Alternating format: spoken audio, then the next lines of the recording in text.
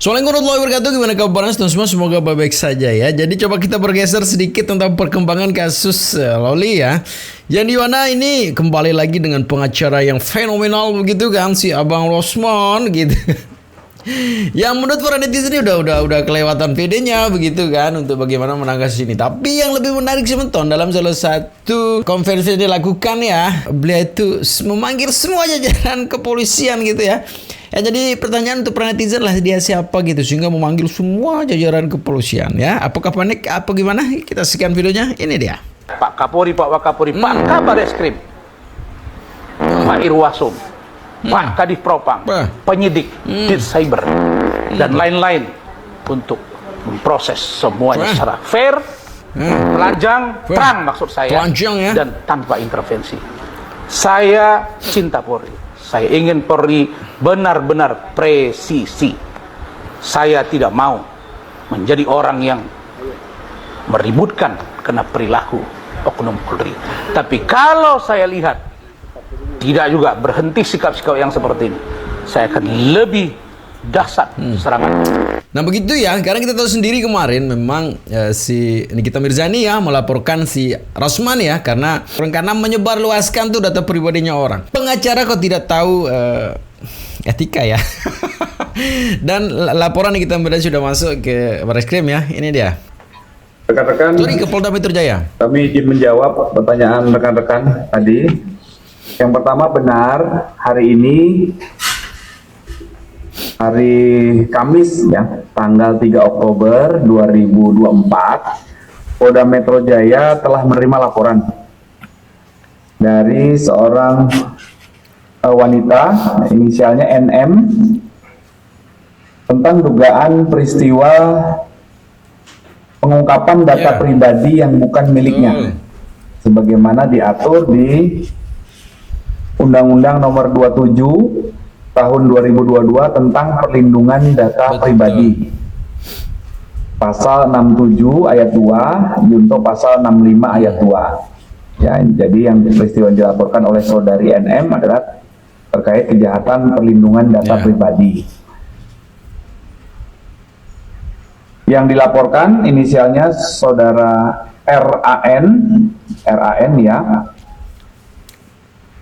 Pelapor merasa dirugikan karena terlapor diduga menunjukkan foto USG betul.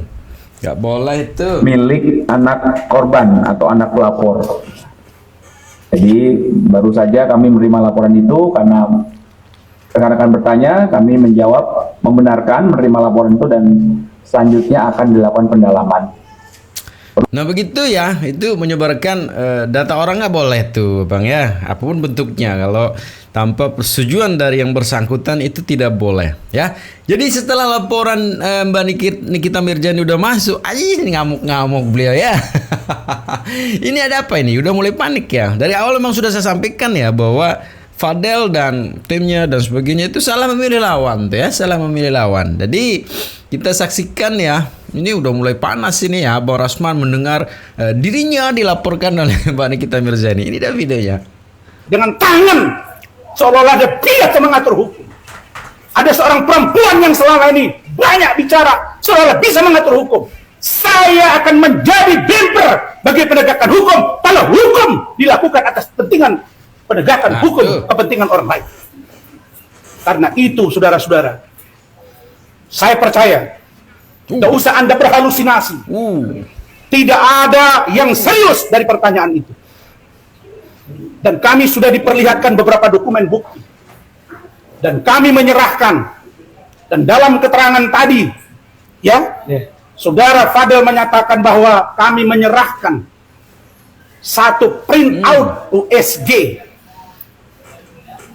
atas nama Laura Mezani kepada penyidik tanpa kami sebut ABC di mana rumah sakit dan dokternya, dan dibuat di keterangan tambahan bahwa itu adalah permintaan Fadel dan keluarga untuk saya sebagai ketua tim dan pengacara yang lain untuk menyampaikan ke publik. So, kenapa engkau marah kepada saya?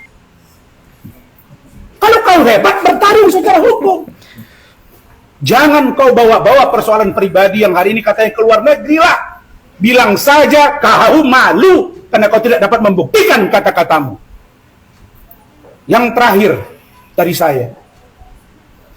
saya dan tim akan mengawal kasus ini. Hei kau pengacara yang di luar sana, yang mengaku hebat, urus akhlakmu. Saya urus akhlak saya.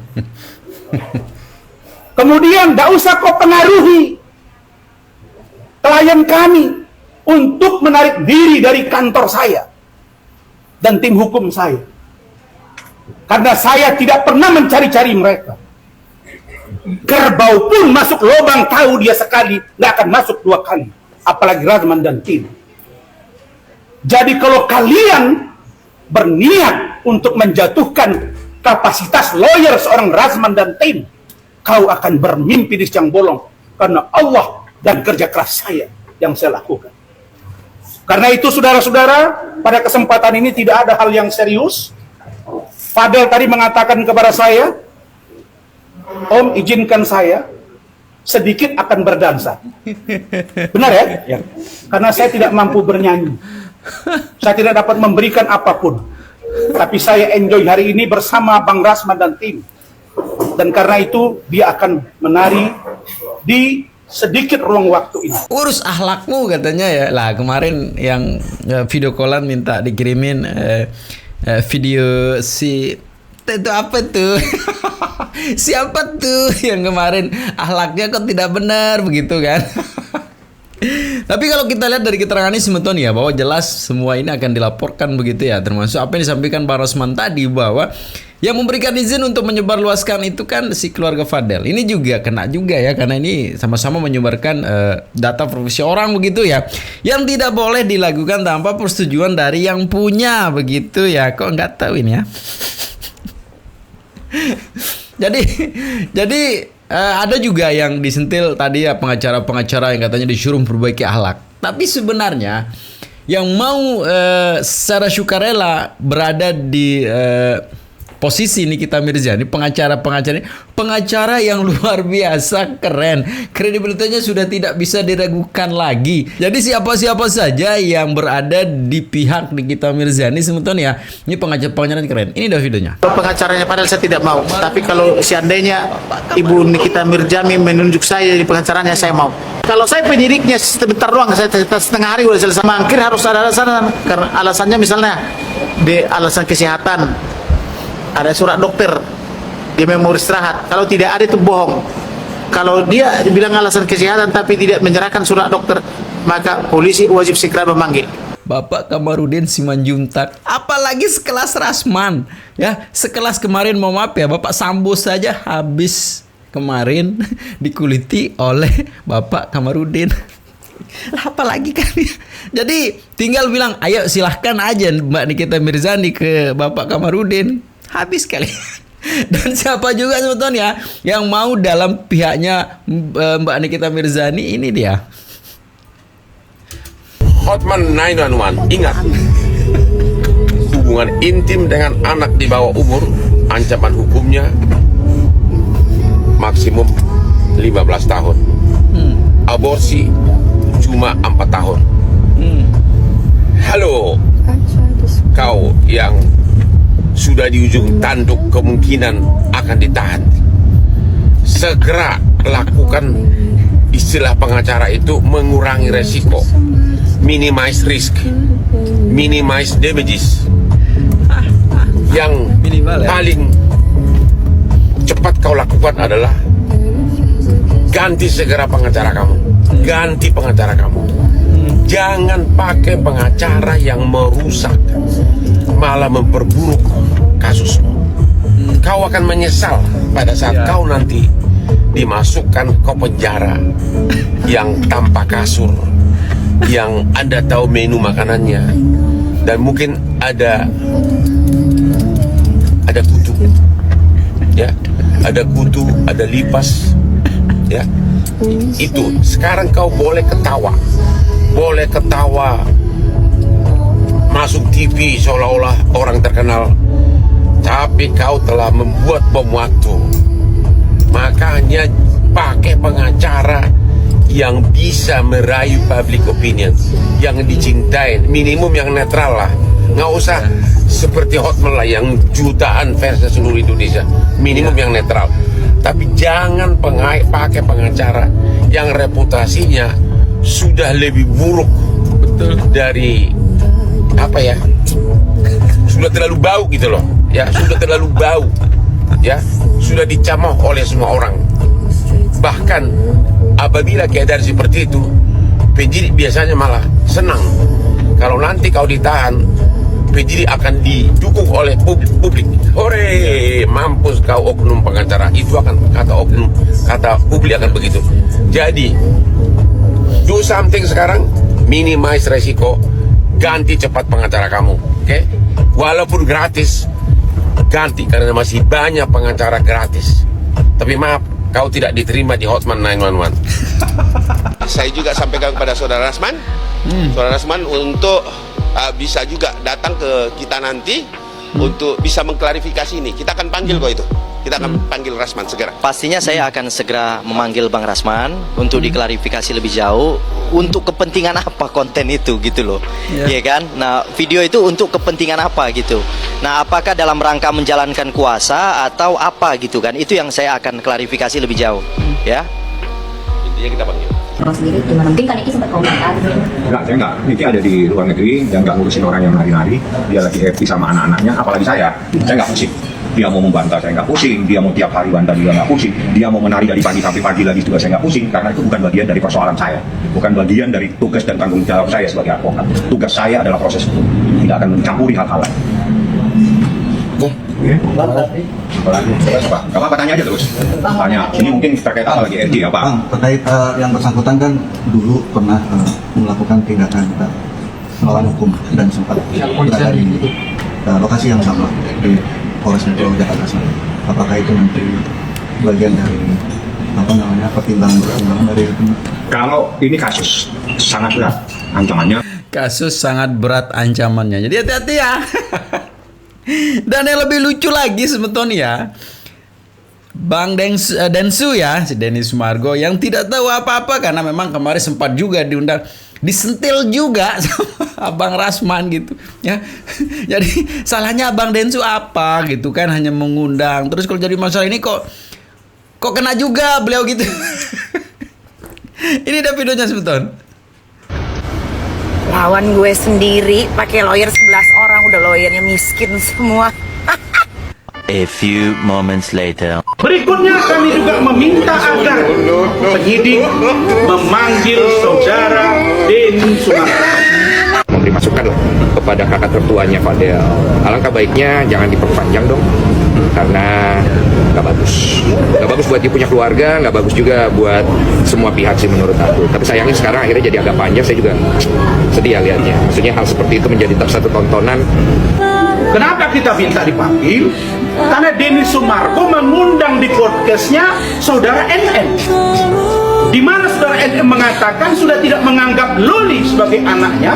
Sebetulnya belum siap untuk belum siap menjadi ibu yang ketika gue punya anak gue udah kasmaran gitu sama orang lain, itu gue belum siap karena gue belum tahu harus ngambil sikap yang seperti apa. Tapi kalau misalkan orang itu misalkan lu punya anak gitu, lu punya anak lu deket sama gue, nggak apa-apa karena kita deket, maksudnya gue tahu lu kayak gimana, gue tahu keluarga lu bagaimana gitu kan, jadi nggak ada masalah. Tapi kan kalau ini pas gue cari tahu, gila gue tegang sendiri anjing gitu kan. Iya, paham. Dia bisa ngelakuin itu bukan satu orang tapi satu keluarga, terus gimana nanti? Ngerti nggak? Paham, itu gue paham. Itu adalah ketakutan gue. Belajar aja gitu, gue maunya belajar. Bahwa sekarang orang yang S3 aja belum tentu dapat kerjaan, apalagi lu yang nggak lulus sekolah. Oke, paham. Gitu loh, nggak usah pacar-pacaran dulu. Ini ibu lo kerja banting tulang dari pagi ketemu pagi, itu untuk pendidikan gitu. Jangan lu sia-siain ke yang lain. Ini kan yang gue tangkap ada hal tentang diri lu yang lu nggak mau anak lu jalani kan?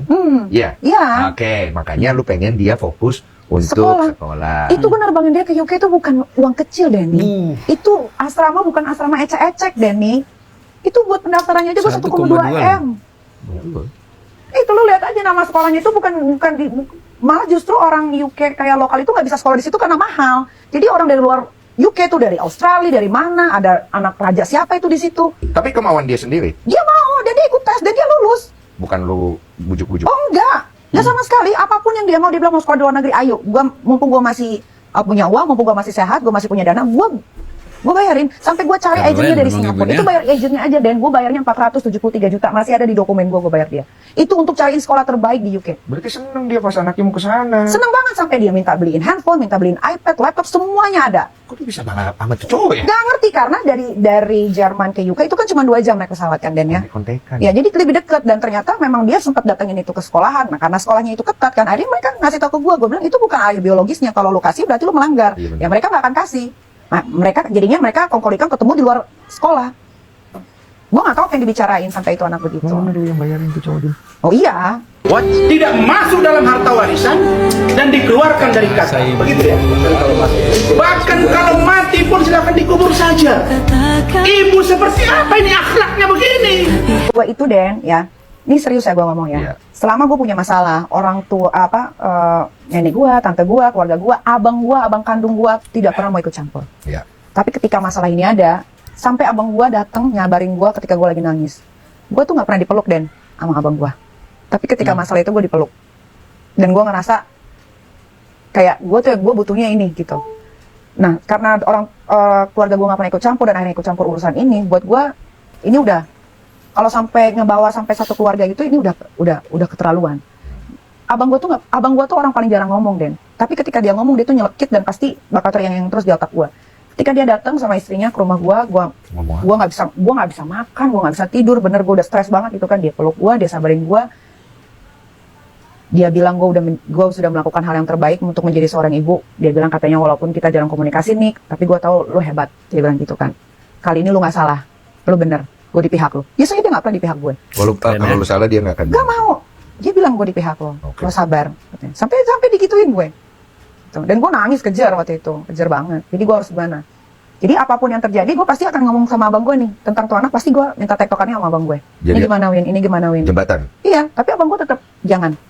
Lo harus sabar. Lo harus ikhlas. Apapun yang terjadi sudah diikhlaskan, sudah nih. Gue nggak mau lagi nanti lo pusing, lo jadinya nggak konsentrasi kerja. Anak-anak yang 2 terbengkalai. Gue kan kalau udah punya pikiran satu, kejelekan gue itu, gue pikirin terus deh sampai gue nggak bisa kerja. Hei netizen, buka mata kalian. Ini semua akan kami ungkap. Tidak murni 100% kesalahan pada anak meskipun di bawah umur, kalau ibunya tidak bertanggung jawab.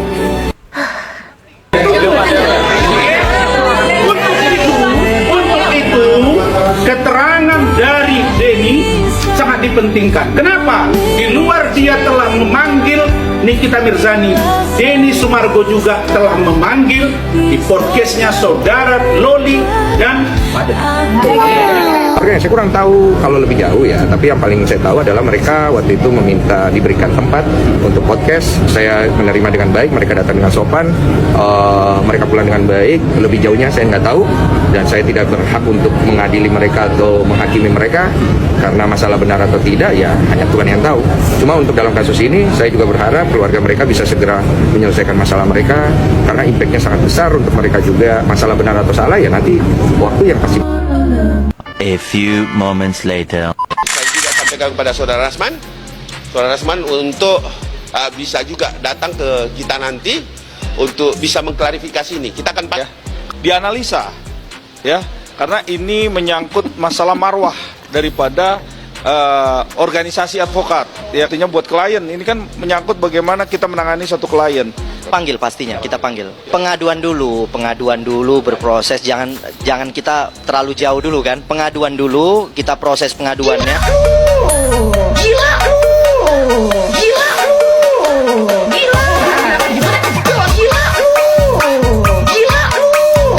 Jadi gitu sebentar ya, kalaupun apapun yang sudah disampaikan oleh seorang Nikita Mirzani untuk anaknya, itu kan urusannya dia kepada anaknya begitu. Ya, apa urusannya Anda ngurus gitu? Walaupun memang bahasanya Nikita Mirzani akan mengeluarkan dari kakak, mengelantarkan, itu kan persoalan ibu dan anak gitu. Yang sehari, 2 hari, sebulan, 2 bulan itu kan akan, ya namanya kasih sayang seorang ibu begitu. Tidak ada bekas ibu begitu ya. Sekarang digomong memang membenci, besok sangat sayang sekali. Dan kita juga tahu sendiri bagaimana pengorbanan Nikita Mirzani untuk anaknya, katanya Bang Rasman yang ditelantarkan. Bukankah itu pengorbanan yang luar biasa menurut saya? Dan semua ibu juga akan melakukan seperti itu begitu untuk anaknya, ya. Terlepas dari siapapun Nikita Mirzani, tanggung jawab terhadap anaknya itu luar biasa loh ya. Jadi jangan ikut campur apa yang sudah statement sudah disampaikan Nikita Mirzani ke anaknya, itu serah mereka dong. Kan mereka yang punya keluarga loh. Anda yang panas begitu ya. Jadi ini lucu sama Rasman. Urus saja kalau masalah keluarga, urus saja keluarganya begitu kan. Nah persoalan Nikita Mirzani mau ngomong apa ya itu anaknya loh. Tapi kan tidak sampai di situ saja Nikita Mirzani gitu kan, menyekolahkan dengan biaya yang luar biasa mahal. Itu tentu tanggung jawab dengan sayangnya juga begitu. Apa urusannya Anda mengurus itu begitu ya. Dan ini statement yang menurut saya statement yang udah mulai panik nih ya. Sebagai video penutup ini dia. Jangan sok mengajari kita gitu. Berarti bukan kurang pede ya Bang Ati membawa teman-teman 11 orang ini? Sejak kapan pula Rasman kurang pede? Salah kalian itu. Hari ini tahu. Gimana Bang? Gimana Bang? Salah alamat. Salah alamat. Salah alamatnya kenapa Bang? Kenapa saya yang dilapori? Ya itu menyebar USG itu Bang. Alamat tukang lapor-lapor. Ya USG itu. Kan menjawab, terus diminta oleh keluarga. Masa saya nggak bisa sampai? Segala konsekuensi hukum yang telah diberikan klien dan sampaikan kepada kami, mereka mengatakan bertanggung jawab apapun tindakan kami sepanjang kami itu dalam rangka melakukan pembelaan hukum terhadap Fadel dan keluarganya. Yang harus kalian tanya, NM itu masih malu. Malunya? Kenapa? Dia kan sudah post di stories dia. Kalau ketemu sama si Fadel, mana dia? Terus mana Edwin? Edwin mana? Saya nggak lihat tuh. Katanya mau datang. Mana dia? Yang Bang tadi. Ya suruhlah sini tunggu. Jangan banyak ngomong doang. Makanya kalian itu jangan banyak cakap.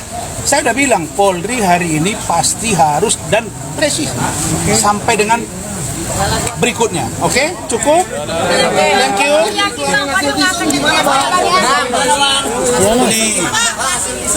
Saya tidak akan pernah mendahului pemeriksaan karena saya bukan penyidik.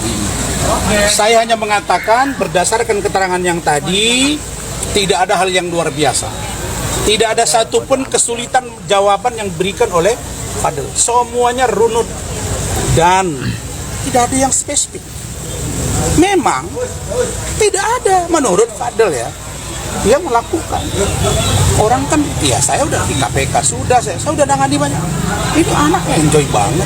Dia yang ngomong tadi, Om, boleh nggak saya nanti dance sedikit untuk menghibur para wartawan yang nunggu gua? Ya oke, silakan. Nggak ada masalah. Oke, thank you. Thank you Bang. Kebayang nggak kalau Bang Rasman masuk penjara? Ini menjadi kehebohan ya, kehebohan nasional mungkin ya kalau terjadi hal seperti itu. Tapi sebenarnya sih masih kalau menurut saya sih masih dipantau lah sama Mbak Nikita Mirzani ya, masih dipantau. Karena kalau dia sudah mulai aksinya udah mulai kelihatan, aduh kacau ya, apalagi Rasman begitu ya. Apalagi si Fadel begitu kan, kita tahu sendiri Nikita Mirzani kalau misalnya dalam pihaknya dia atau dalam pribadinya itu memang posisinya benar, siapapun akan dilawan ya. Dan apa yang selama ini dilakukan oleh Nikita Mirzani memang total, semuanya totalitas gitu kan, tidak setengah-setengah. Tapi ya kita tunggu saja nanti ya gimana pergerakan dari Mbak Nikita Mirzani. Tapi intinya sebetulnya apapun yang menjadi permasalahan ini adalah permasalahan keluarga sebenarnya ya. Kita boleh ikut campur lah. Nah persoalan sekarang Nikita Mirzani dengan Loli itu kan persoalan antara ibu dan anak. Yang kita tidak pernah dengar itu bekas ibu bekas anak itu tidak pernah ya. Kekecewaan orang tua wajar, apalagi kecewaan Nikita Mirzani terhadap anaknya itu wajar ya, atas apa yang sudah ia lakukan. Dalam contoh saja ya, sudah disampaikan tadi, dalam pemilihan sekolah saja tidak main-main loh ya, masuknya 1,3 M loh. Ini sesuatu yang luar biasa loh ya. Tapi ya sudahlah ya, intinya nanti kita saksikan saja ke depannya kayak gimana. Di akhir video selalu proses sebetulnya ya, untuk jangan cepat termakan hoax, sudah jaga kesatuan persaudaraan kita ya, dan jangan nakal. Nanti sedikit nakal bisa berakibat fatal. Jadi segitu saja video sebetulnya. Assalamualaikum warahmatullahi wabarakatuh.